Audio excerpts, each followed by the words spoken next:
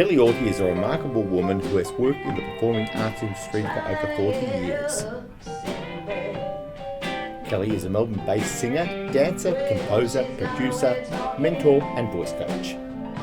She's inspired by the works of a multitude of women performers across the genres from Bessie Smith to recent times.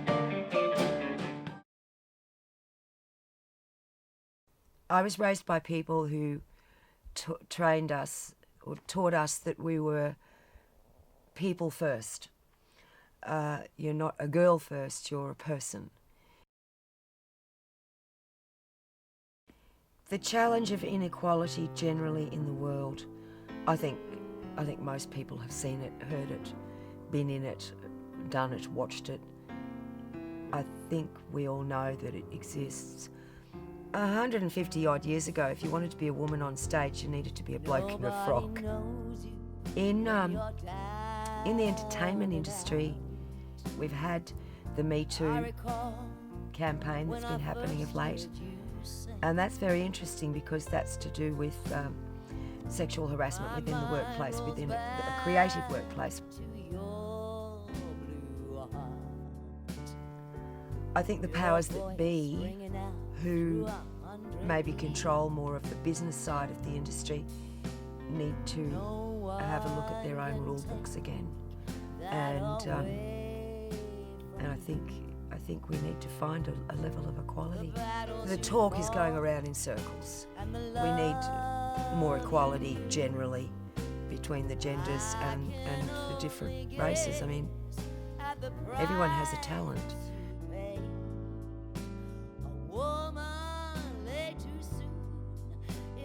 The women I work with in the music industry they're smart, they're educated, they're talented, they're strong, they're powerful, incredible women.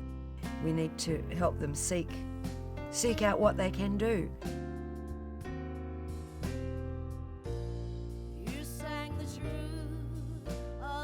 I had to write Too Short because I was driving to a show in the countryside and I heard Sharon Jones from the Dap Kings talking in an interview. She was saying that in her early career someone had said to her, Sharon, I don't think you'll make it in music because you're too short, you're too fat, you're too black and too old. So I was stunned. I mean, it is the 21st century after all, and I thought, how many ways could you be insulted or put down for who you are? I had to write that song because you can't ignore that. Get out of town, I'm screaming in a 16-8 zone. Fashion, little passion, it's still going on. Over, down, underneath that old willow tree. I thought of all the women who've been told you're too short, too fat, too black, too old. The early years of my life, we travelled around a lot. As I recall, it was a bit like being in a gypsy caravan. My dad was a veterinarian and agronomist, and we lived in Kununurra Research Station in the Kimberley. We played and ran around in the paddocks and climbed hay bales, and it was just really free. And then we went to Darwin and got into normal school, normal life, if you like to call it that.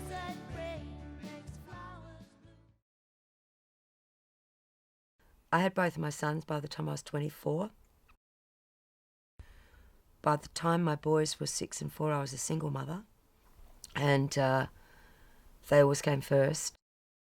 And it wasn't until the boys were probably in their late teenage years that I had the freedom to really focus on the music.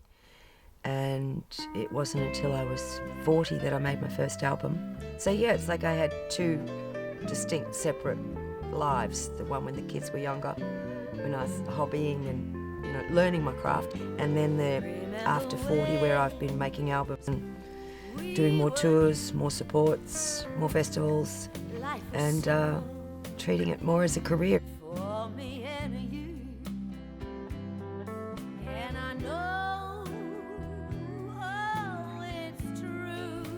the biggest influences, storytellers, honest storytelling, and music that might make a difference, music that can move your heart, music that can educate or heal.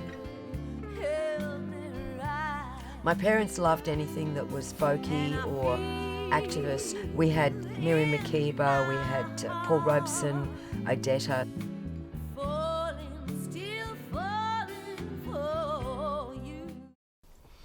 If I could turn back the clock,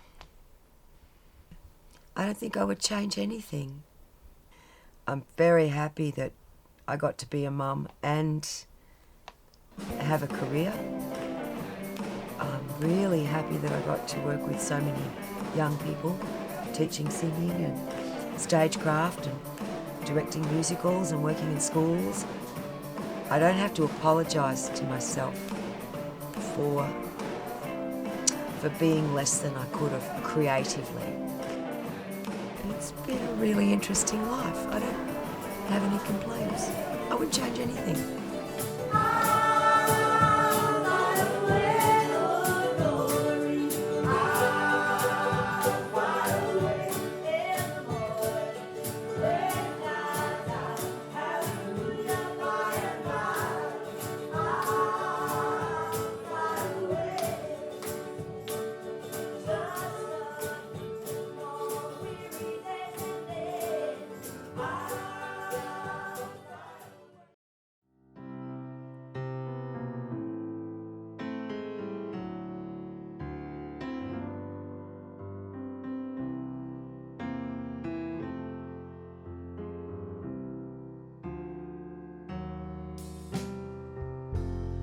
Nobody knows you when you're down and out.